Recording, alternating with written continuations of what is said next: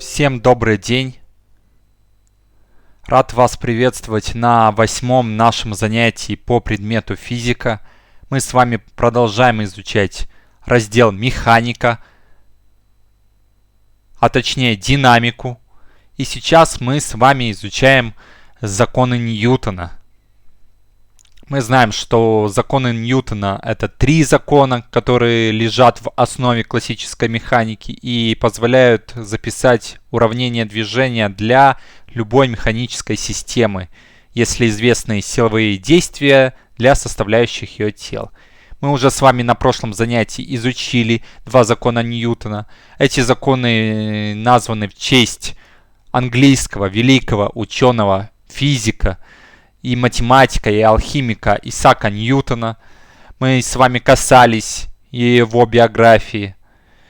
И законы Ньютона мы знаем с вами, что в зависимости от того, под каким углом на них посмотреть, они представляют собой либо конец начала, либо начало конца классической механики. И в любом случае это поворотный момент в истории физической науки, блестящая компиляция всех накопленных к тому историческому моменту знаний о движении тел в рамках физической теории.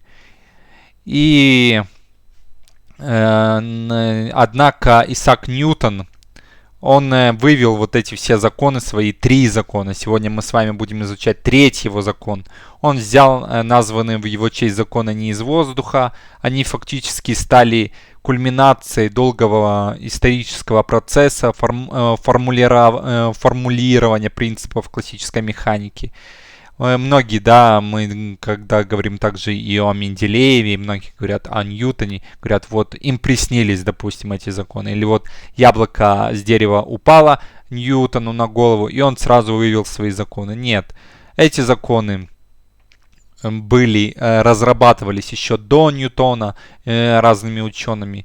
Он все-таки их просто систематизировал, улучшил и дал им точное определение этим законам. Мыслители и математики веками они пытались вывести формулы для описания законов движения материальных тел, и древним философам даже в голову не приходило, что небесные тела могут двигаться по орбитам, отличающимся от круговых.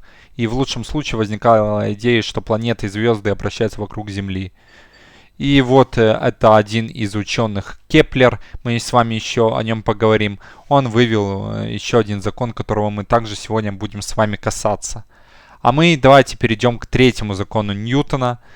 Как вы видите, да, на этой смешной рисунке, что мы с вами изучили 1-й закон, 2-й закон Ньютона. И вот сейчас мы будем изучать с вами 3-й закон Ньютона. Я вам напомню, что такое сила. Мы в каждом из законов мы с вами изучаем сила. Сила — это величина, которая имеет направление, единицу измерения и точку приложения.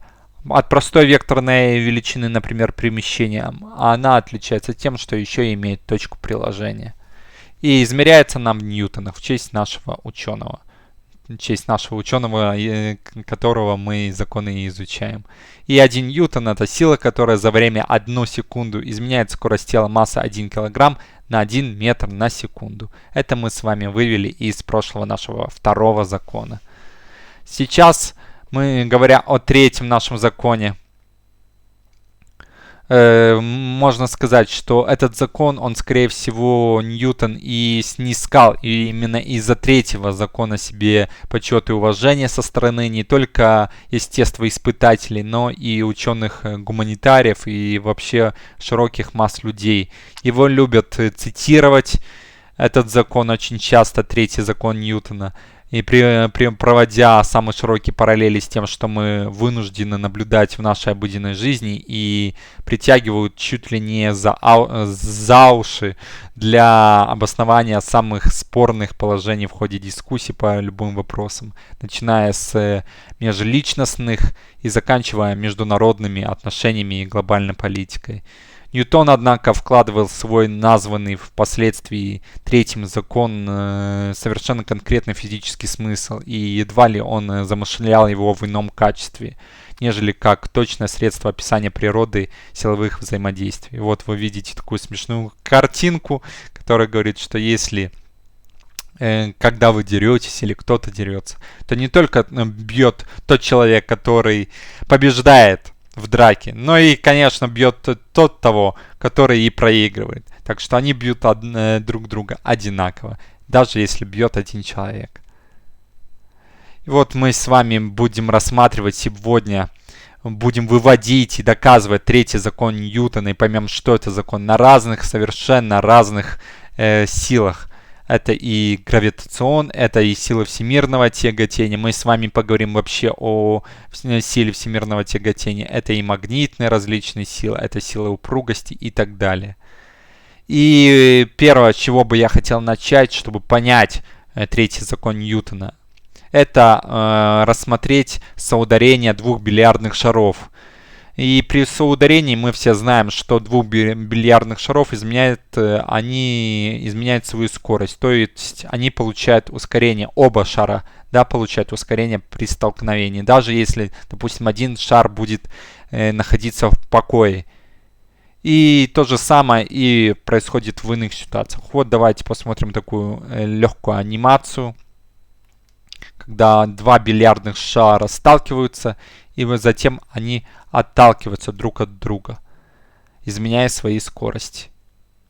И тем самым Ньютон также сформулировал такую фразу, что если кто нажимает пальцем на камень, то и палец его также нажимается камнем.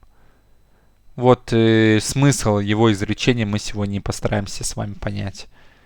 Также и когда при формировании железнодорожного состава вагоны наталкиваются друг на друга, буферные пружины сжимаются у обоих вагонов. Здесь на рисунке мы видим взаимодействие двух наших шаров. И также можно и сказать и про те же самые вагоны. Мы видим, да, вот вагоны. И вот как они взаимодействуют между собой. Действие одного тела на другое не может быть односторонним, оба тела действуют друг на друга, то есть взаимодействуют. И об этом и говорит пословица, что если кто нажимает пальцем на камень, то и палец его также нажимается камнем. И также есть такая пословица: тяжело молоту, тяжело и наковальне. Или Ломоносов, это русский ученый, говорил: природа состоит в действии и противодействии. Эти все изречения характеризуют третий закон Ньютона. И также можем мы говорить, что и Земля притягивает Луну, сила всемирного тяготения, мы с вами еще о ней поговорим, и заставляет ее двигаться по криволинейной траектории, и в свою очередь Луна также притягивает и Землю, тоже сила всемирного тяготения. Хотя, естественно, в системе отсчета, связанной с Землей, ускорение Земли, вызываемого этой силой, нельзя обнаружить непосредственно. Непосредственно нельзя обнаружить даже значительно большее ускорение, вызываемого притяжением Земли с Солнцем.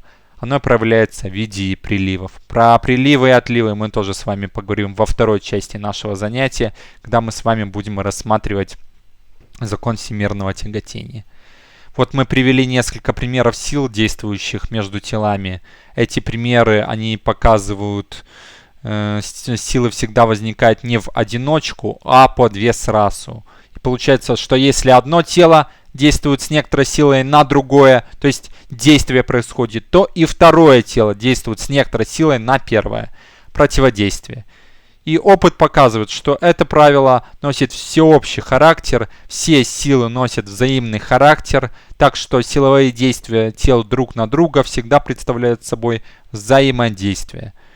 И что же можно сказать о силе, действующей со стороны второго тела на первое? Давайте будем разбираться, если мы знаем силу, действующую со стороны первого тела на второе. То есть вы понимаете, да, что мы всегда можем сказать, что как первое тело действует на второе тело, то есть взаимодействие, да, на второе тело, также и получается сила противодействия. То есть второе тело также с такой же силой действует и на первое тело. Но давайте это будем доказывать. Чему же равна вот эта сила противодействия? Как же ее вычислить? И мы можем провести грубые измерения силы взаимодействия в следующих опытах, чтобы доказать. Мы сейчас представим несколько опытов, чтобы понять и вообще, что это за силы такие противодействия. Мы можем взять два динамометра. Вот мы видим их. Зацепим друг за друга их крючки. И взявшись за кольца, мы будем растягивать их, следя за показаниями вот этих обоих динамометров. Вот еще один такой пример динамометров, да. Он уже более цифровой, это динамометр. И посмотрим, что у нас получится. Или вот, как изображено на рисунке, один динамометр мы просто зафиксируем, да, у стенки. А второй динамометр вот у стенки мы зафиксировали. Будем тянуть. И посмотрим, что же из этого получится. Мы увидим, что при любых растяжениях показания обоих динамометров будут совпадать у нас, эти показания. Мы видим, что на первом динамометре у нас 4 ньютона и на втором 4 ньютона. Значит, силы, с которой первый динамометр действует на второй динамометр, допустим, это пусть будет у нас первый динамометр, а это второй динамометр. Они будут совпадать. Значит, сила, с которой первый динамометр действует на второй, равна силе, с которой второй динамометр действует на первый. Вот такая вот, что и требовалось доказать вот этим таким грубым, но понятным опытом. Мы видим, да, что вот наши силы, которые действуют, мы тянем силы F. И вот взаимодействие вот этих сил, с которыми первый динамометр действует на второй, и второй с этой силой действует на первый.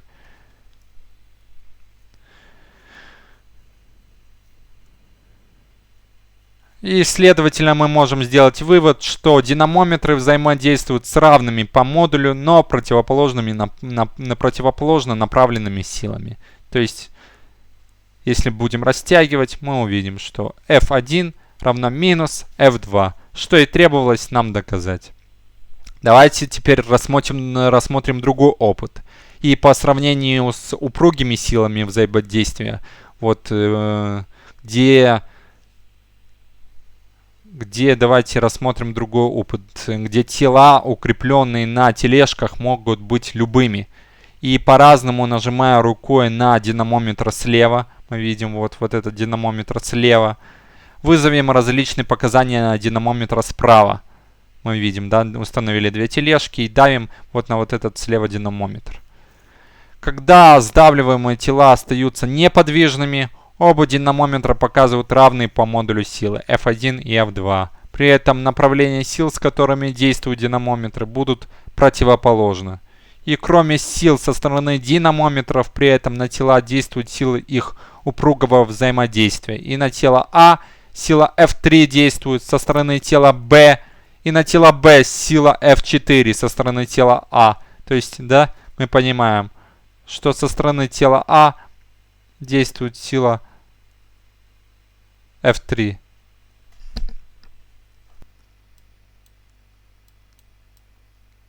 Сила F3. И со стороны B то же самое. Действует также сила на тело А с силой F4. Они действуют друг на друга. И оба тела неподвижны, значит, действующие на каждой из них силы должны уравновешиваться. Ведь тела-то остаются неподвижными. Значит, сила F3 должна уравновешивать силу F1. F1, да, действие динамометра на это тело. F1. А сила F4 силу F2. Так как, ну вот, здесь можно рассмотреть более понятно. Это будет на вот данном рисунке. Мы видим, да, что F3 действует, F1 действует, как. И вот что сила F1 и F3 компенсируются, и сила F2 и F4 также компенсируются. Так как силы F1 и F2 равны по модулю, то силы F3 и F4 у нас также равны по модулю. F3 равно F4 силе. И противоположно мы видим, что они направлены в разные стороны по направлению. Теперь давайте перейдем к следующему опыту. Мы рассматривали до этого упругие взаимодействия. Теперь аналогичным способом мы можем сравнить и силы взаимодействия, действующие на расстоянии. Давайте сначала посмотрим, как взаимодействуют магниты, просто магниты. Мы увидим, да, с вами, что они, если вот так разными полюсами, они притянутся друг к другу. А давайте теперь укрепим на тележке магнит. И на другой тележке кусок железа, допустим, укрепим. И прикрепим к тележкам динамометры. Вот мы видим на рисунке. И в зависимости от условий опыта тележки могут остановиться на разном расстоянии друг от друга. Так что силы взаимодействия между магнитом и куском железа будут больше или меньше в зависимости от этого расстояния. Но во всех случаях окажется, что динамометры дадут одинаковые показания. И проведя такие же рассуждения, как и в предыдущем случае, мы заключим, что сила, с которой магнит притягивает тележку, равна по модулю и противоположна по направлению силе, с которой железо притягивает магнит. Вот наши две тележки. Это магнит, это наше железо. И мы видим, что F1 равно минус F2. То есть наши динамометры, силы, которые показывают наши динамометры. И F2 равно минус F4. И F3 равно минус F1. Отсюда F3 равно минус F4. Что и требовалось доказать. Вот наша сила, если рассмотреть еще раз тележку. Теперь давайте рассмотрим следующий опыт. В предыдущих опытах мы смотрели, когда тела покоились, но давайте пока поставим опыт, который показывает, что силы взаимодействия между двумя телами равны по модулю и противоположны по направлению в тех случаях, когда тела движутся. И это иллюстрируется следующим нашим опытом. На двух тележках или на двух роликах или на какой-то движущейся платформе, которые будут катиться по рельсам или катиться просто по прямой линии по одной линии. Стоят у нас два человека. И они держат в руках концы веревки. И легко обнаружить, что независимо от того, кто натягивает, то есть тянет на себя, выбирает веревку, А или Б человек, первый или второй человек, или оба вместе, тележки всегда приходят в движение, или их коньки, или их там ролики, и одновременно и притом в противоположных направлениях. И измеряя ускорение тележек, можно убедиться, что ускорение обратно пропорционально массам каждой из тележек. Вместе с человеком, понятно. Как мы и видели и ранее в предыдущих опытах. Отсюда следует, что силы, действующие на тележку, равны у нас по модулю. Вот два тела человека, как они движутся. И если вот так же прикрепить динамометры, мы увидим, что силы у нас будут равны независимо, кто тянет данную веревку.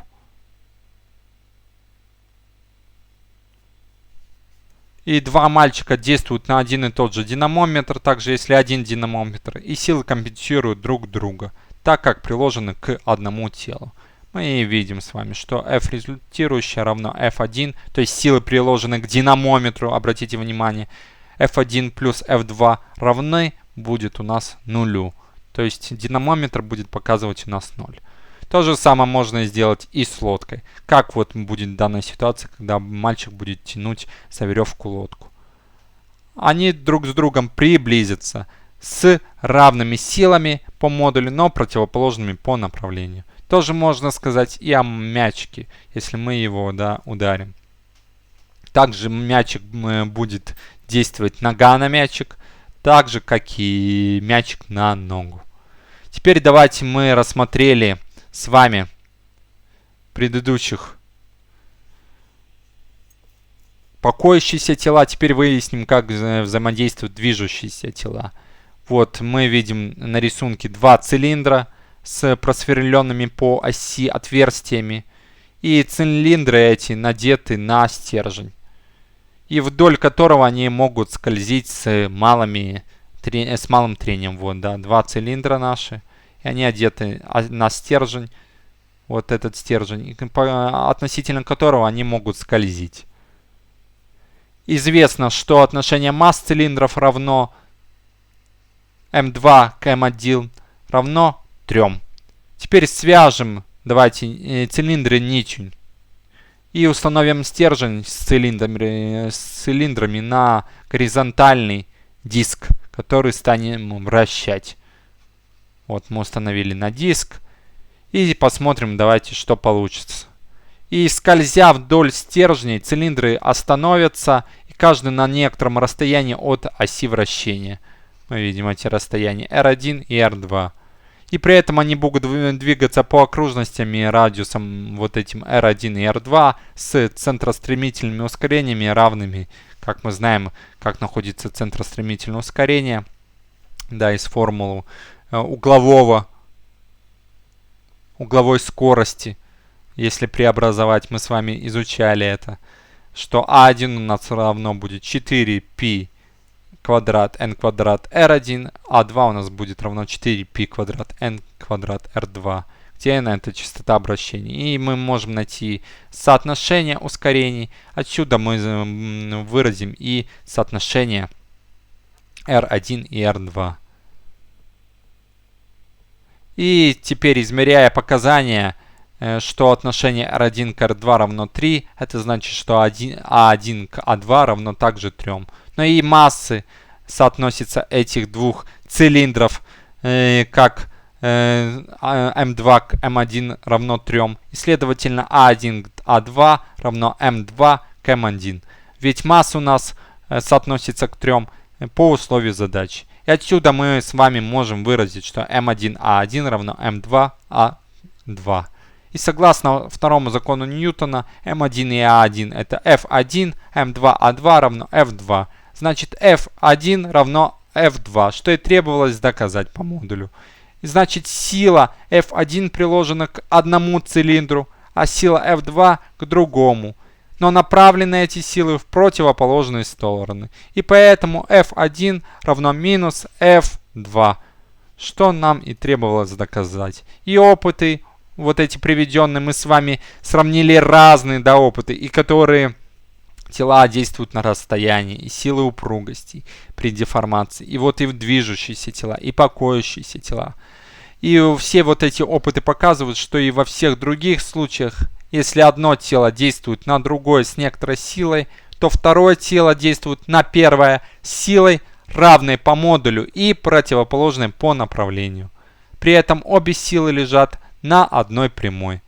Это закон равенства действия и противодействия, открытый Ньютоном и названный им третьим законом движения. И равенство выражает третий закон Ньютона. F1 равно минус F2.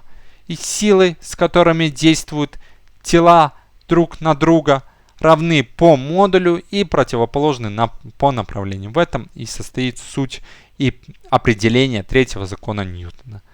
И природа сил, с которыми взаимодействуют тела, одинаковы. Так вот, в последнем опыте, который мы рассматривали с цилиндрами, это сила упругости. И из третьего закона Ньютона следует, что в природе одиночные силы не могут существовать. То есть силы всегда возникают и действуют парами. Приложены они к разным телам, и поэтому складывать их нельзя. То есть они не имеют равнодействующие. Вот это, обратите, пожалуйста, на это внимание. У вас также будут вопросы и в тесте, и в домашнем задании, что силы всегда возникают и действуют они парами, нужно понимать. Но они приложены к разным телам, и поэтому складывать их ни в коем случае нельзя. И у них нет, они не имеют равнодействующие, ведь они приложены к разным телам. Мы можем искать равнодействующую только в том случае, если силы приложены к одному телу. Значит, из понятия, еще раз, третьего закона Ньютона, закон у нас гласит, что если тело А какое-то воздействует с некоторой силой на тело Б, то тело Б также воздействует на тело А с равной по величине и противоположной по направлению силой. Иными словами, стоя, допустим, на полу, вы воздействуете на пол силой, пропорциональной массе вашего тела. И согласно третьему закону Ньютона, пол в это же время воздействует на вас с абсолютно такой же по величине силой, но направленной не вниз, то есть вы давите на пол, а строго вверх, то есть на вас воздействуя. Этот закон экспериментально проверить мы не трудно. Мы с вами доказали его на разных опытах. И также этот закон можно выразить, что вот мы постоянно чувствуем, как земля давит на наши подошвы. Мы давим на землю, но и земля давит всегда на наши подошвы. То есть сила действия равна у нас силе противодействия. В этом и состоит третий закон Ньютона. И вот мы можем... Вообще, что такое третий закон Ньютона? Мы с вами, обратите внимание, что мы с вами рассматриваем тела как материальные точки. И они, две материальные точки, взаимодействуют с силами, равными по величине, но противоположными по направлению. И расположенными вдоль одной прямой, соединяющей эти точки. Мы с вами видим, что да, едет дедушка на тележке, и которую тянет лошадь. И эта лошадь, мы видим, действует на тележку силой F. Но и тележка действует на лошадь силой F. И они направлены по одной прямой, но в разные стороны. Вот мы видим, что мы с вами говорили, что Земля также взаимодействует на нас, как и мы на Землю. Или же, что мы когда идем, допустим, прогуливаемся, мы движем свое тело с помощью силы тяги, так называемой, да, с помощью наших мышц. Но тут же возникает противоположная сила, сила трения. И вот мы имеем такое соотношение, что ускорение человека по отношению к ускорению Земли, то есть, да, которое Земля нам придает ускорение под действием силы, равно соотношению массы Земли к массе человека. Силы, и отсюда мы можем сделать вывод, что силы, возникающие в результате взаимодействия тела, являются силами одной и той же природы.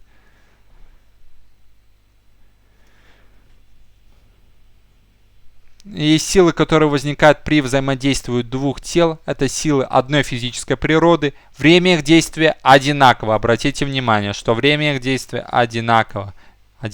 Однако они приложены к разным телам, поэтому действие первого тела на второе не может быть скомпенсировано. И действием второго тела на первое. Обратите еще раз на это внимание. Я обращаю внимание, чтобы вы не допустили данной ошибки в домашнем задании. Что эти силы складывать ни в коем случае нельзя. Нельзя искать их равнодействующую. Ведь они приложены у нас к разным телам, которые взаимодействуют. Изменение скоростей обоих взаимодействующих тел достаточно легко увидеть только лишь в тех случаях, когда масса этих тел практически не отличается друг от друга. Но в любом случае тела взаимодействуют друг с другом. Если же масса этих тел имеет существенную разницу, то заметное ускорение получит только меньшее по массе из этих тел. Да, мы с вами понимаем, что и по второму закону Ньютона, что ускорение, то есть как действуют тела друг на друга, мы можем заметить по изменению скорости этих тел, то есть по ускорению, по его ускорению. Но мы можем заметить ускорение больше у того тела, чья масса меньше, то есть это тело будет более инертным. Мы с вами возвращаемся к вопросу инерции. Ну и вот камень также притягивается к земле, и камень взаимодействует с землей, и земля с камнем, с силами разными по величине. И важно понимать еще раз, что речь у Ньютона в данном законе, она идет о двух силах совершенно разной природы, причем каждая сила взаимодействует на свой объект.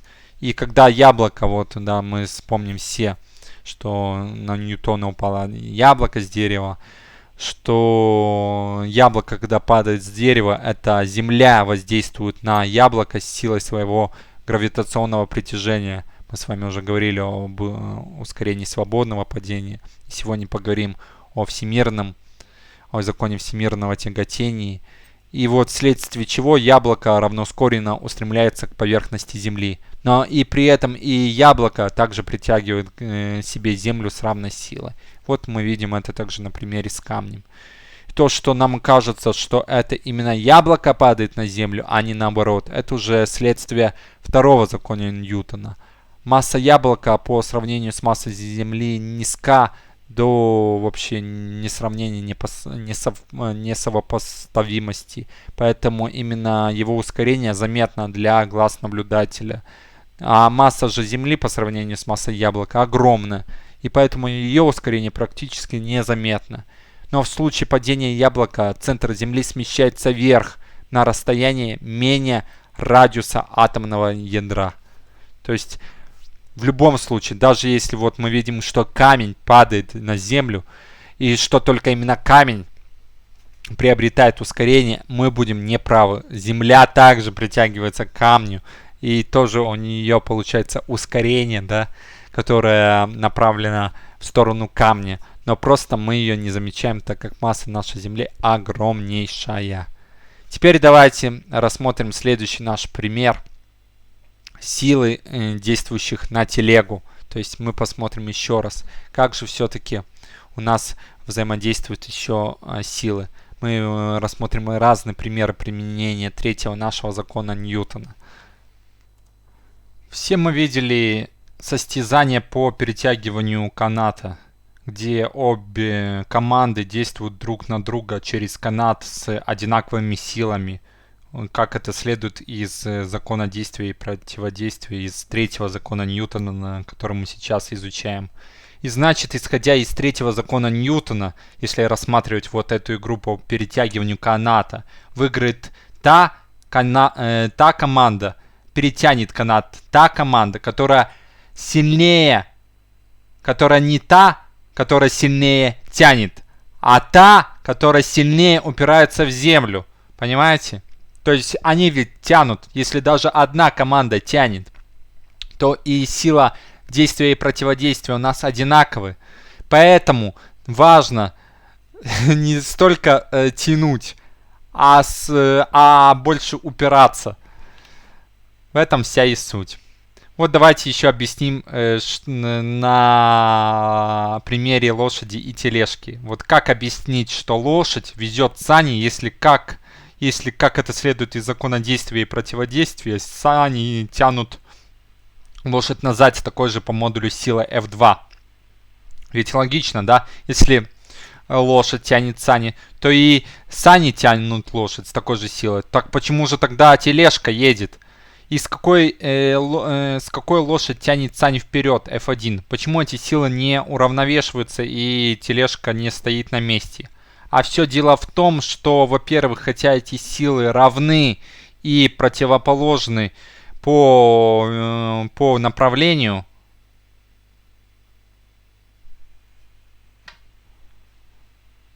но они приложены к разным телам, а во-вторых, и на сани, и на лошадь действуют еще и силы со стороны дороги, ведь мы должны об этом не забывать. Лошадь сдвинет и повезет нагруженные сани, потому что со стороны дороги на ее копыта действуют большие силы трения, чем на скользкие полозья саней. Мы еще не должны здесь забывать о силе трения. Ведь сила F1, как мы видим, да, на рисунке, со стороны лошади приложена к саням, испытывающим кроме этой силы лишь небольшую силу трения полозьев о снег. Поэтому сани начинают двигаться вперед. А к лошади же, помимо силы со стороны саней F2, направленной назад, приложена со стороны дороги, в которую она упирается ногами, сила F2, направленные вперед и больше, чем силы со стороны саней. Поэтому лошадь тоже начинает двигаться вперед.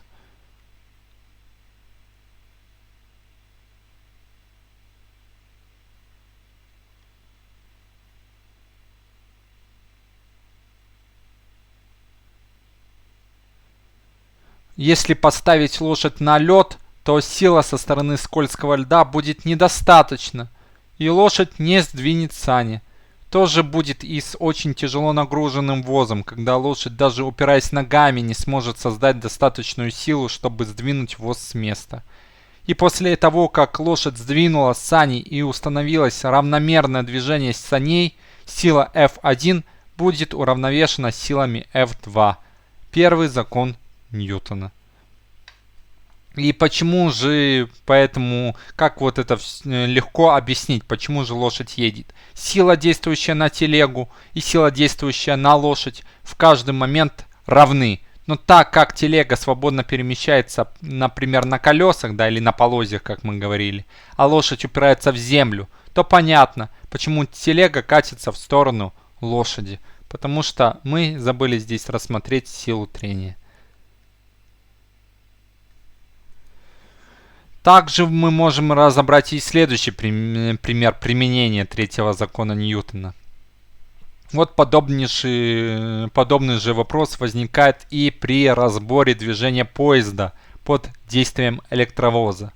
И здесь, как и в предыдущем случае, движение возможно лишь благодаря тому, что кроме сил взаимодействия между тянущим телом, то есть лошадь или электровоз, и прицепом, то есть саней или поезда, на тянущее тело действуют со стороны дороги или рельсов силы, направленные вперед. На идеально скользкой поверхности, от которой нельзя оттолкнуться, ни сани, ни с лошадью, ни поезд, ни автомобиль не смогли бы сдвинуться с места. И вот третий закон Ньютона позволяет также и рассчитать явление отдачи при выстреле. Если кто-то из вас стрелял из автомата, то всегда вы чувствовали, да, на своем плече отдачу. Вот третий закон Ньютона и позволяет рассчитать вот эту самую отдачу. Вот как пример мы можем установить на тележку модель пушки, действующую при помощи пара. Вот мы видим такую лабораторную пушку, да, которую мы можем установить. Или при помощи пружины это можно сделать. И при нагревании пробирки с водой пробка вылетает в одну сторону, а пушка, получается, катится в противоположную сторону. И пусть вот в начале у нас вот эта тележка с нашей колбой, да, которая представляется в виде пушки, покоится. И при выстреле, когда достаточно нагрелась наша вода, выделился пар, он расширился и вытолкнул нашу пробку. И при выстреле снаряд, вот эта наша пробка, она вылетает в одну сторону, а пушка откатывается в другую. И откат пушки есть результат отдачи. И отдача есть не что иное, как противодействие со стороны снаряда. И действующее согласно третьему закону Ньютона на пушку, выбрасывающую снаряд. Согласно этому закону, сила, действующая со стороны пушки на снаряд, все время равна силе, действующей со стороны снаряда на пушку и направлена на противоположное ей. И таким образом ускорения, получаемые пушкой и снарядом, направлены противоположно, а по модулю обратно пропорциональны массам этих тел. И в результате снаряд и пушка приобретут противоположно направленные скорости. И вот находящиеся в том же отношении. И мы можем обозначить, например, скорость, полученную снарядом через v малое, а скорость, полученную пушкой, через v большое. А масса этих тел обозначим через m. Это масса снаряда нашего, а m большое это, соответственно, масса нашего пушки. И тогда мы получим соотношение, что v малая, скорость снаряда, соотносится к скорости пушки, как масса пушки к массе заряда. Где здесь мы применяем v скорости как модули, то есть скорости не как векторы, а как модульные величины. И выстрел из всякого оружия сопровождается, как мы знаем, отдачей. И старинные пушки после выстрела откатывались назад. В современных орудиях ствол укрепляется на лафете, не жестко, и при помощи приспособлений, которые позволяют стволу отходить назад. И затем пружины снова возвращают его на место. И в автоматическом огнестрельном оружии явление отдачи используется для того, чтобы перезарядить орудие. И при выстреле отходит только затвор. Он выбрасывает использованную гильзу, а затем пружины, возвращая его на место, вводят в ствол новый патрон. И этот принцип используется не только в пулеметах и автоматических пистолетах, но и в скорострельных пушках, современных скорострельных пушках.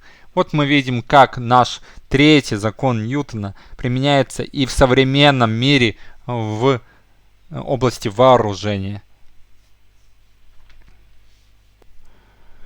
Также существуют и другие примеры применения третьего закона Ньютона. Одним еще из примеров является послужить может и плавание человека в воде, когда он движется вперед, толкая назад воду руками и ногами.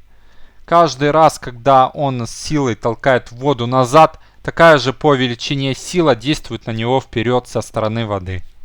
И поэтому он у нас плывет. Также прошу вас обратить особое внимание. Важно понимать, что силы, еще раз, приложены к разным телам, мы уже об этом говорили. И поэтому не могут быть они уравновешивать друг друга. Мы видим, да, что когда мы рассматривали, допустим, движение на тележках, мы видим, что силы у нас приложены F1 и F2 к разным телам, а не к одному. Поэтому равнодействующую силу мы найти не сможем. Мы часто рассматривали с вами, что такое сила находится в покое, и мы с вами говорили на прошлых занятиях, что, допустим, на книгу, которая лежит на столе, действует сила реакции опоры, и также она действует на наш стол. А что же вообще такое сила реакции опоры? Сила реакции опоры — это сила, приложенная к телу и направлена вертикально вверх. А вес тела — это сила, приложенная к опоре и направленная вертикально вниз. О весе тела мы с вами еще поговорим на следующее занятие, которое у нас будет, скорее всего, через 3 недели. Потому что следующие занятия выпадают у нас на выходные дни. Вот как это выглядит. У нас есть тело, которое покоится у нас на столе, и на него действует вес. Сила, вес тела. А также горизонтально вверх, то есть вертикально вверх, на него действует сила реакции опоры. Вот здесь мы видим то же самое. Как действует сила тяжести и сила реакции опоры. Вес тела — это сила, с которой тело вследствие своего притяжения к земле действует на опору или подвес. Мы с вами об этом еще говорим на следующем занятии. А силу, с которой опора действует на тело, называют силой реакции опоры. То есть, если говорить о человеке, то земля действует на человека с силой реакции опоры, а человек действует на землю с силой с своим весом, то есть весом своего тела. Но обратите внимание, да, что эти силы также нельзя найти их уравновешивающие силы, потому что они приложены к разным телам. Ведь уравновешиваться могут лишь силы, которые приложены к одному телу. Тогда их равнодействующая равна нулю, и тело при этом находится в равновесии, то есть либо покоится, либо движется равномерно и прямолинейно. Вот, да, есть такая басня «Лебедь, рак и щука». И мы видим, что, допустим, мы можем с вами найти равнодействующую силу, которая возникает при движении нашей тележки, если она движется, да. И что равнодействующая сила наша равна нулю в этом случае, так как действия этих сил, которые прикладываются к тележке лебедем, раком и щукой, скомпенсированы. Также вот мы видим, как будет двигаться наш автобус равномерно и прямолинейно, так как все силы, приложенные к данному автобусу, компенсируются. Поэтому автобус будет двигаться у нас равномерно. Вот мы видим еще раз, вам показано на рисунке, что мальчик тянет какую-то тележку. И почему же они двигаются? Ведь сила, действующая на мальчика, со стороны тележки и сила, действующая на тележку со стороны мальчика, одинаковы. Но мы с вами поняли и уже изучили, что в этом случае важную роль играет сила трения, сила тяги, с которой мальчик двигает. И именно от этих сил и зависит наше движение. Если мальчик будет идти по скользкому льду, то сила трения, действующих на мальчика со стороны льда, будет недостаточно, чтобы сдвинуть тележку. Поэтому они будут находиться в состоянии покоя. И то же самое будет с нагруженной тележкой, когда мальчик, даже упираясь ногами, не сможет создать достаточную силу, чтобы сдвинуть тележку с грузом.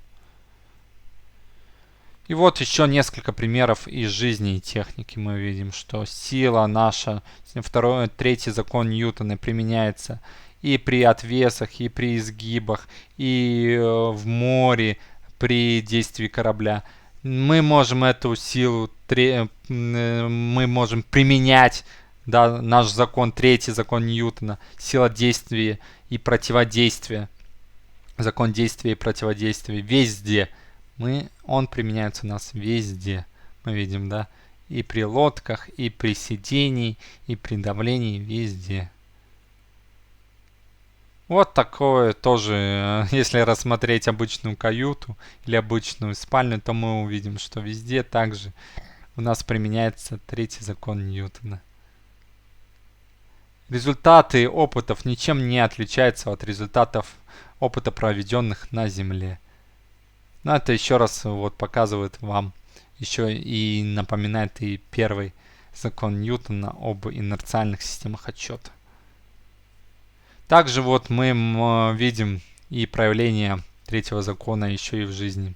Возможно ходить по земле, что мы воздействуем на Землю с такой же силой, как и Земля воздействует на нас. И также в этом третий закон Ньютона выражается и в вылетании грязи из-под колес автомобиля, и разрушении дорожных покрытий. Это тоже третий закон все Ньютона. И вот такой короткий тест для закрепления сегодняшнего материала. Некоторые вопросы будут встречаться у вас и в домашнем задании. Силы появляются только когда у нас? Всегда применяется при каких тел? Обе силы. Вот попробуйте вставить сюда слова. Давайте вставим вместе. Силы появляются только парами у нас. Все силы у нас появляются только парами.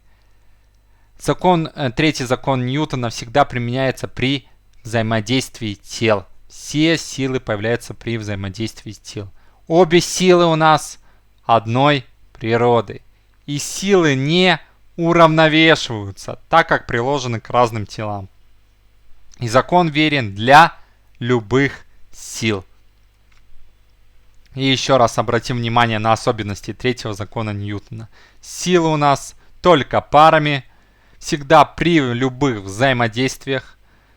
Одной они природы, не уравновешиваются и для сил любой природы. Вот мы с вами прошли 3 закона Ньютона. Еще раз вам кратко напомню о 3 законах, которые мы прошли. И мы с вами перейдем к следующему нашему разделу сегодняшнего занятия, к рассмотрению закона всемирного тяготения. Значит, первый закон Ньютона у нас звучал так, что существуют такие системы отсчета, в которых всякое тело будет сохранять состояние покоя или равномерного и прямолинейного движения до тех пор, пока действие других тел не заставит его изменить это состояние. Второй закон Ньютона. Под действием силы тело приобретает такое ускорение, что его произведение на массу тела равно действующей на него силе. И третий закон, который мы с вами сегодня выучили. Силы, с которыми взаимодействующие тела действуют друг на друга, равны по модулю и направлены по одной прямой в противоположные стороны. Вот все наши 3 закона Ньютона, которые мы с вами успешно изучили. который мы закрепим с вами в домашнем задании. И получается, что по совокупности же 3 закона Ньютона дали физикам инструменты, необходимые для начала комплексного наблюдения всех явлений, происходящих в нашей Вселенной. И невзирая на все колоссальные продвижения в науке, происшедшие со времен Ньютона, уже прошло несколько веков, чтобы спроектировать новый автомобиль и отправить космический корабль на Юпитер, мы также все время пользуемся с вами этими 3 законами Ньютона. То есть они выведены были правильно, сформулированы правильно, что мы до сих пор и постоянно ими пользуемся. Вот наши 3 закона Ньютона.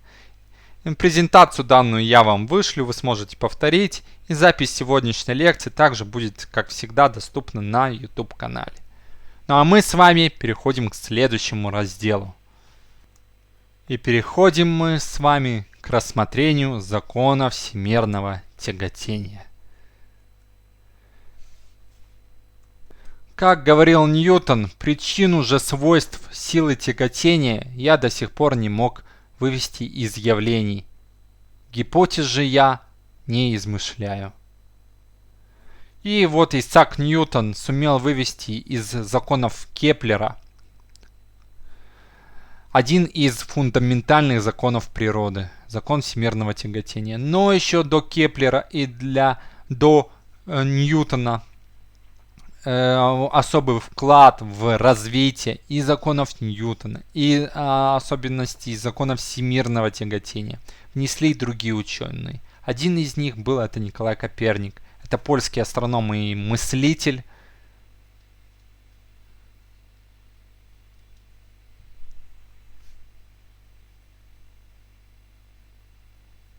Он выдвинул гипотезу о том, что все планеты движутся у нас вокруг Солнца.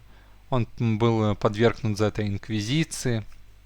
Его не поняли современники. Но именно благодаря ему мы имеем сейчас, можно сказать, и законы Ньютона.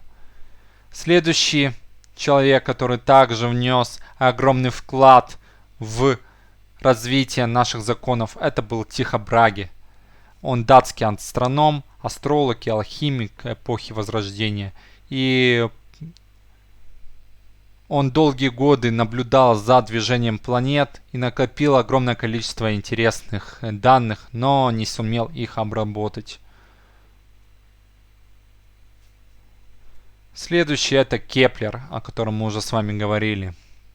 Используя идею Коперника о гелиоцентрической системе и результаты наблюдения Тихо Браги, он установил законы движения планет вокруг Солнца. Однако он не смог объяснить динамику этого движения. И последний наш, о котором мы с вами говорим, это наш, о котором мы уже с вами говорим в последнее занятие, Исаак Ньютон. Он открыл этот закон всемирного тяготения в возрасте 23 лет, но целых 9 лет не публиковал его, так как имеющиеся тогда неверные данные о расстоянии между Землей и Луной не подтверждали его идею. И лишь в 1677 году, после уточнения этого расстояния, закон всемирного тяготения был наконец отдан в печать. Вот эти ученые: Коперник, Браге, Кеплер, Ньютон и другие, и внесли вклад в развитие закона всемирного тяготения. Мы с вами наблюдаем, что все-таки законы выводятся не одним человеком, а это плод многих людей, которые посвятили жизнь данным открытиям и науке. И из этого и выводятся наши законы. И вот на основе Кеплера Исаак Ньютон и смог вывести закон всемирного тяготения. Ньютон, он знал, что для всех планет Солнечной системы ускорение обратно пропорционально квадрату расстояния от планеты до Солнца, и коэффициент пропорциональности один и тот же для всех планет. И отсюда следует прежде всего, что сила притяжения, действующая со стороны Солнца на планету, должна быть пропорциональной массе этой планеты. И в самом деле, если ускорение планеты дается формулой, то сила, вызывающая ускорение, будет равно ma равно mc делить на r квадрат, где m это масса этой планеты, а s это масса Солнца.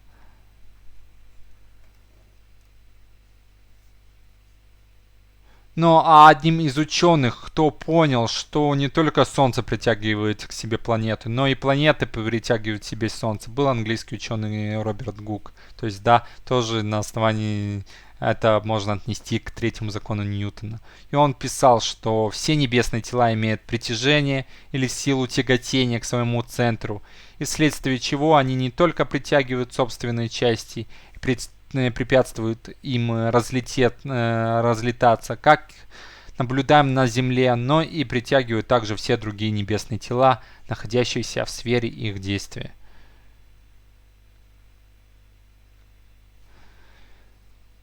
Также и Ньютону было известно и ускорение, которое Земля сообщает Луне. Оно было определено из наблюдений движения Луны, обращающейся вокруг Земли. И это ускорение примерно в 3600 раз меньше ускорения G, сообщаемое с Землей телам, находящимся вблизи земной поверхности. А расстояние же от Земли до Луны равно приблизительно 60 земным радиусам. Иными словами, Луна отстоит от центра Земли в 60 раз дальше, чем тела, находящиеся на поверхности Земли. А ускорение ее в 3600 раз, то есть 60 в квадрате раз меньше. И поэтому, если принять, что Луна движется под действием притяжения Земли, то отсюда следует, что сила земного притяжения, так же как и сила притяжения Солнца, убывает обратно пропорционально квадрату расстояния от центра Земли. И, наконец, сила притяжения Земли прямо пропорциональной массе притягиваемого тела. Этот факт Ньютон установил на опытах с маятниками. Он обнаружил, что период качения маятника не зависит от его массы. Значит, маятникам разной массы Земля сообщает одинаковое ускорение. Следовательно, сила притяжения Земли пропорциональна массе тела, на которое она действует. Тоже, конечно, следует из одинаковости ускорения свободного падения G для тела разных масс. Но опыты с маятниками позволяют проверить этот факт с большей точностью. Вот эти исходные черты сил притяжения Солнца и Земли и привели Ньютона к заключению о том, что природа этих сил едина и что существуют силы всемирного тяготения, действующие между всеми телами и убывающие обратно пропорционально квадрату расстояния между телами. И при этом силы тяготения, действующая на данное тело масса m, должна быть пропорциональной массе m. И исходя из этих фактов и соображений, Ньютон сформулировал закон всемирного тяготения таким образом, что любые два тела притягиваются друг к другу силой, которая направлена по линии их соединяющей, прямо пропорционально массам обоих тел и обратно пропорционально квадрату расстояние между ними, то есть силы взаимного тяготения. И формула данной выглядит вот следующим образом. F G M умножить на m делить на квадрат радиуса, где m это массы тел, r расстояние между ними, а g это коэффициент пропорциональности, называемый гравитационной постоянной. Способ ее измерения будет, мы опишем ниже. И сравнивая эту формулу с формулой, которую мы приводили выше, мы видим, что c равно g умножить на m, где m масса Солнца. И сила всемирного тяготения удовлетворяет третьему закону Ньютона. Это подтвердилось всеми астрономическими наблюдениями над движением небесных тел. И наблюдения показывают, что на все тела со стороны Земли действует сила притяжения. Под действием этой силы поднятые тела, если их отпустить, падают на поверхность Земли с ускорением. Но тела притягиваются не только к Земле, но и друг к другу. И закон, которому подчиняется это притяжение, и был установлен вот этим Ньютоном, о котором мы с вами и сказали. Значит, что вообще такое всемирное тяготение? Мы говорим с вами всемирное тяготение. Это всемирное тяготение, взаимное притяжение между всеми телами Вселенной. А гравитационные силы – это силы всемирного тяготения. А гравитационное поле – это особый вид материи, осуществляющий гравитационное взаимодействие. И вот границы применимости закона всемирного тяготения. Это материальные точки, это тела, имеющие форму шара, шара большего радиуса, взаимодействующего с телами, размерами которых много меньше размеров шара. Сила тяготения очень мала и становится заметной только тогда, когда хотя бы одно из взаимодействующих тел имеет очень большую массу – планета или Земля. И в такой формулировке закон всемирного тяготения применим к телам, которые можно считать материальными точками, то есть к телам, расстояние между которыми очень велико по сравнению с их размерами. Иначе следовало бы учитывать, что разные точки тела отстоят друг от друга на разные расстояния. И для однородных шарообразных тел формула верна при любом расстоянии между телами, если в качестве r взять расстояние между их центрами. И в частности, в случае притяжения тела Землей расстояние нужно отсчитывать от центра Земли. Это объясняет тот факт, что сила тяжести почти не убывает по мере увеличения высоты над Землей, так как радиус Земли равен примерно 6400 км, то при изменении положения тела над поверхностью Земли в пределах даже десятков километров сила притяжения Земли остается практически неизменной. И на высоте 10 км сила притяжения меньше, чем на поверхности Земли, на 0,3% всего лишь. И гравитационно постоянно можно определить, измерив все остальные величины, входящие в закон всемирного тяготения, для какого-либо конкретного случая. Вот особенности силы тяготения, о которых мы с вами сказали. И первым, кто определил гравитационную постоянную, это был английский физик Кавендиш. Он определил ее в 1798 году с помощью крутильных весов. И определить значение гравитационной составляющей, вот он смог определить с помощью вот этих вот примерно таких весов. Это легкое коромысло, на концах которых закреплены два одинаковых шара массой m, подвешено на длинной и тонкой нити. Мы видим, да? Длинная тонкая нить, два шара. И коромысло снабжено зеркальцем, которое позволяет оптическим способом измерять малые повороты коромысла вокруг вертикальной оси. Мы видим, да, как это организовано. И к шарам m, вот этим шарам m, с разных сторон могут быть приближены два шара значительно больше массы. Вот это наши шары, которые подвешены. Вот это больше шары, которые подносятся к нашим малым шарам. И что же тогда произойдет? И силы притяжения малых шаров к большим создает пару сил, вращающую коромысло по часовой стрелке.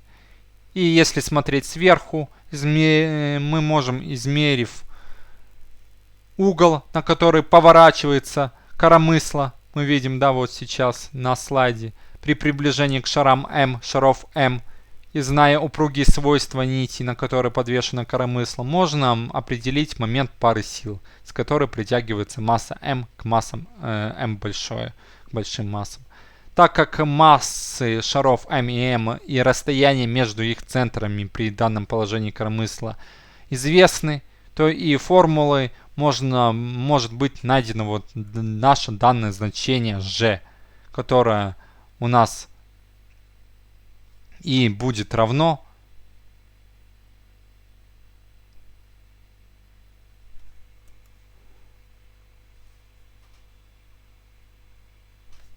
шесть целых 60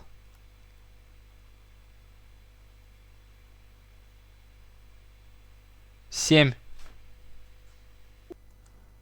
сотых умножить на 10 минус 11 степени ньютон умножить на метр в квадрате делить на килограмм в квадрате. Или более точная величина — это 6,67 6720 десятитысячных умножить на 10 минус 11 степени. Также был проделан и другой опыт.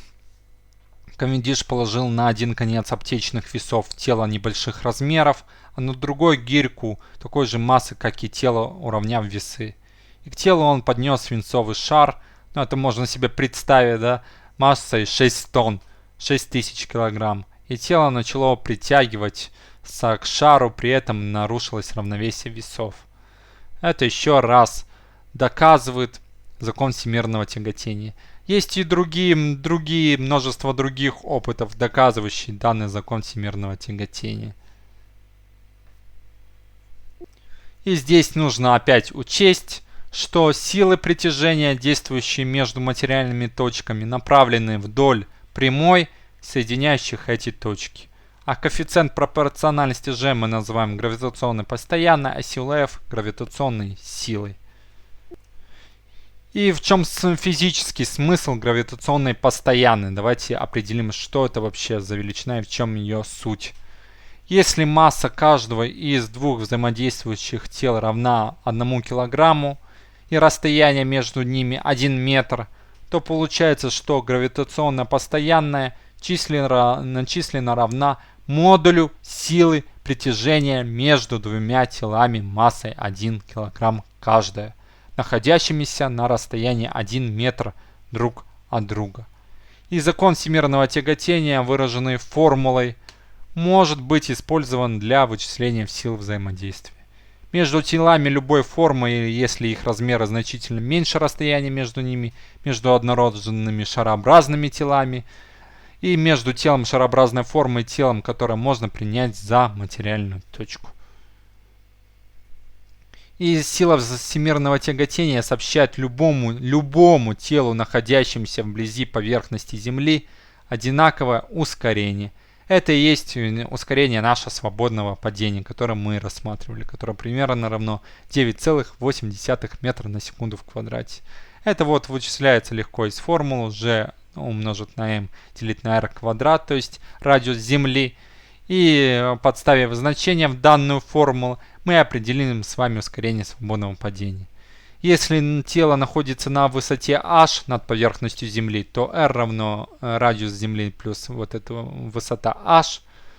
И на этой высоте мы также сможем определить ускорение свободного падения. И из этой формулы мы видим, что ускорение свободного падения уменьшается с увеличением высоты.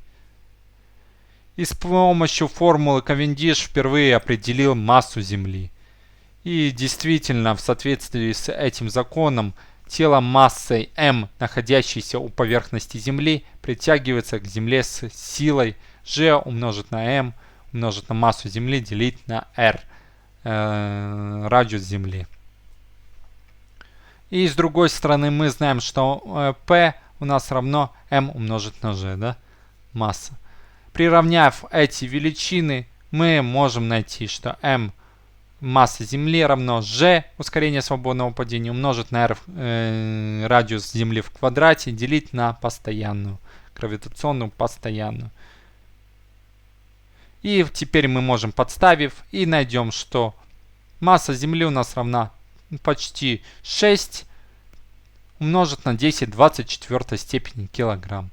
И поэтому и говорят, что Кавендиш взвесил у нас Землю.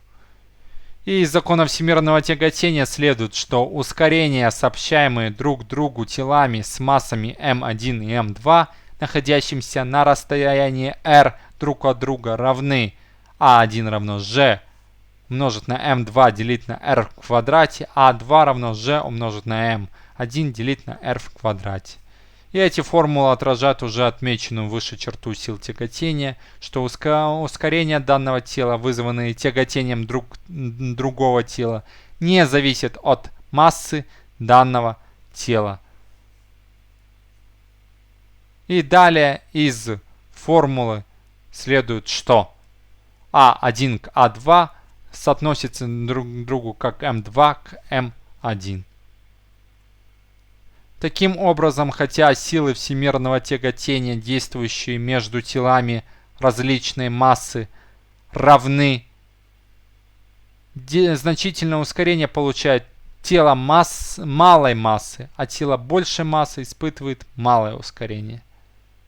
И возвращаясь к понятию, да, ускорения, что мы с вами говорили и в третьем законе Ньютона. Так как суммарная масса всех планет Солнечной системы составляет немногим больше 1/1000 массы Солнца, ускорение, которое испытывает Солнце в результате действия на него сил тяготения со стороны планет, ничтожно мало по сравнению с теми ускорениями, которые силы тяготения Солнца сообщают планетам.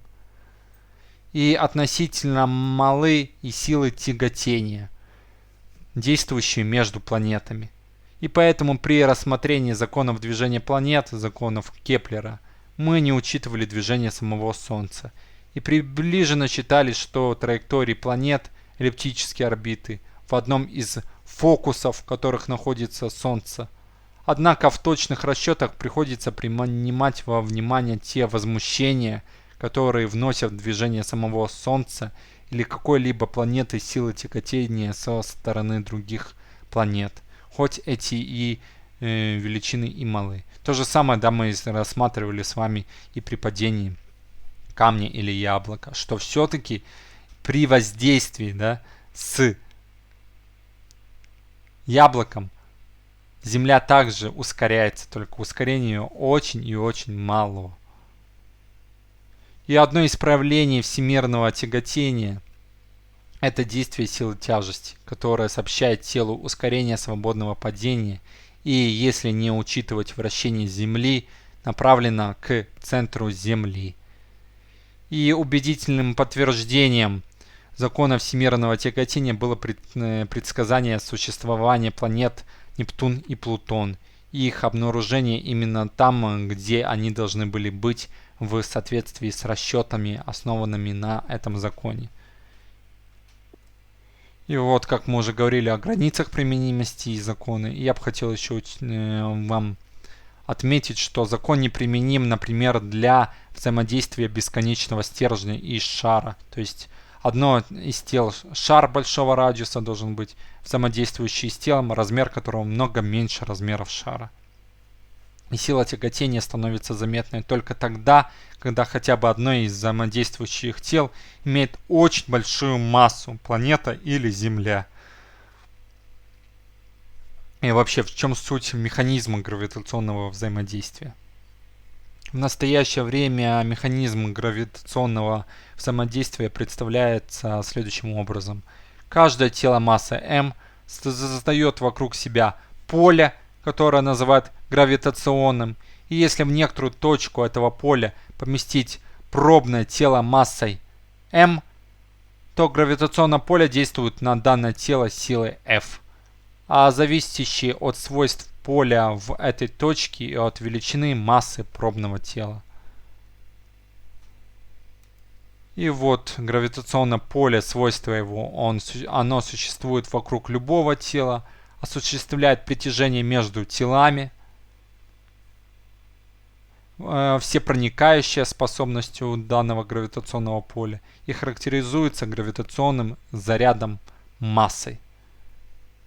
Мы с вами уже, когда вы будете учиться у нас в университете, будем говорить и об искривлении пространства, да, о другом теории, почему возникает вот эта самая сила притяжения, что наше пространство искривлено.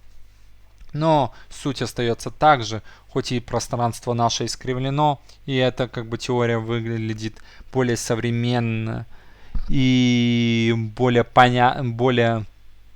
точна, но при запуске и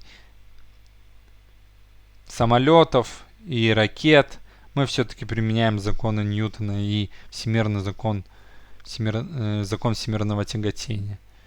И значение закона всемирного тяготения, он у нас объясняет движение планет, как мы сказали, что было предсказано, существование Плутона. и других планет. Объясняет морские приливы и отливы. Сейчас мы с вами еще о них поговорим. Можно, вот, предсказаны были планеты. Можно предсказать солнечные и лунные затмения. Можно объяснить строение Солнечной системы. Также на основе закона всемирного тяготения мы смогли определить массу Солнца и других планет и небесных тел. Вот что касается земных приливов и отливов. И также мы смогли разгадать и тайну движения комет. А что же за приливы и отливы? Луна каждые 24 часа и 50 минут вызывает приливы не только в океанах, но и в коре Земли и в атмосфере.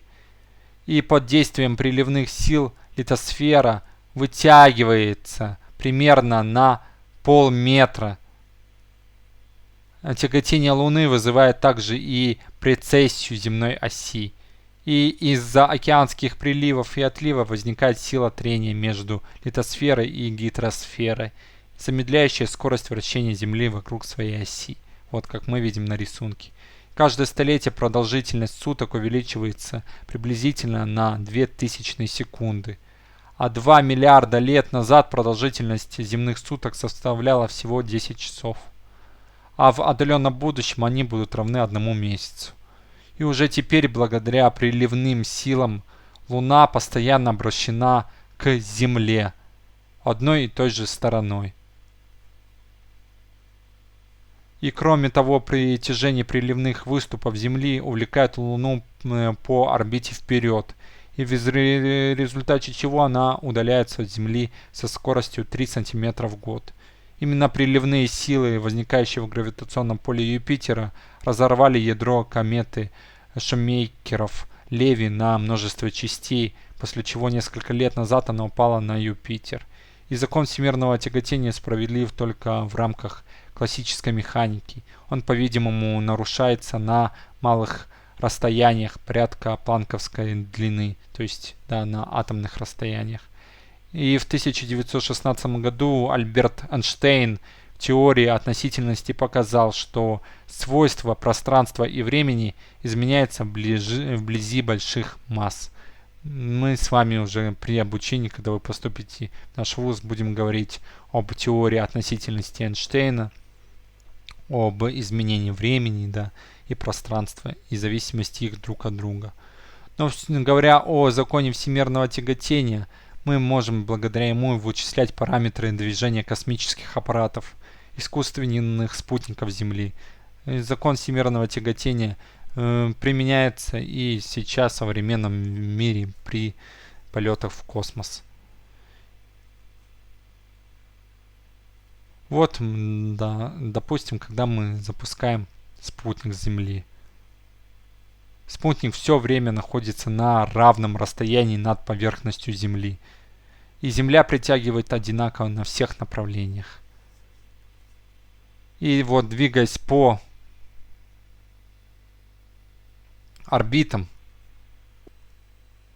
радиуса R, на спутник действует сила земного тяготения, согласно всемирному закону всемирного тяготения. И согласно второму закону Ньютона, сила тяготения равна центростремительной силе mv квадрат делить на r. Мы с вами это все знаем.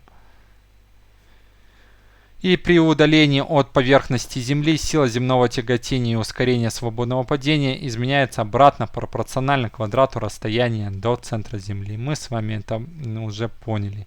Сила, с которой космонавт притягивается к Земле вблизи ее поверхности, принята равной 700 ньютон.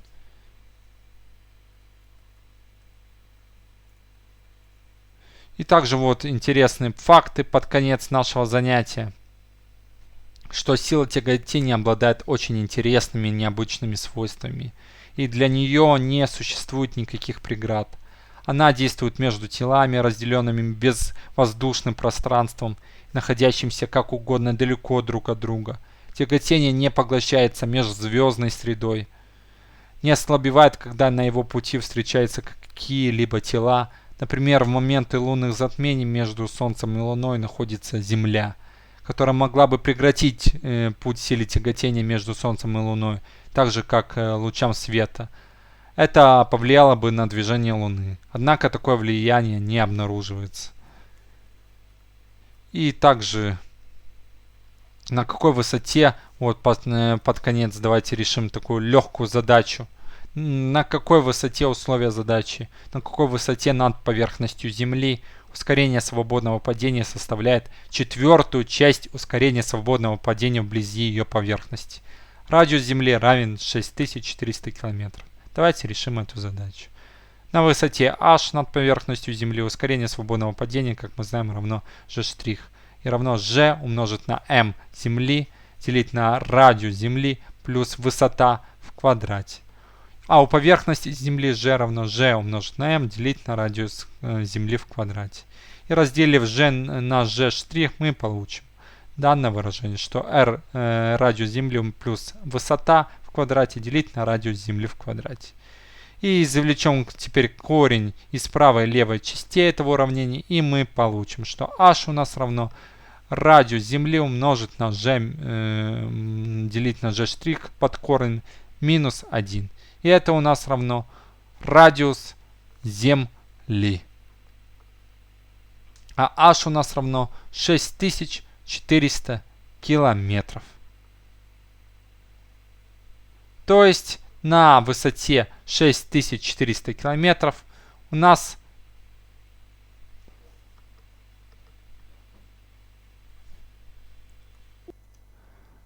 будет ускорение свободного падения в 4 раза меньше. Ведь почему? Вместо g делить на g' у нас равно по условию 4. Корень из 4 равно у нас 2. 2 минус 1 это равно единице. Значит, радиус Земли умножить на 1 равно радиусу Земли. И это равно 6400 километров. Вот такая простая задача. Вот мы видим, как взаимодействует Земля с Луной, что она всегда находится на одинаковом расстоянии. Так как бы принято. И вот у вас также будет задача в домашнем задании.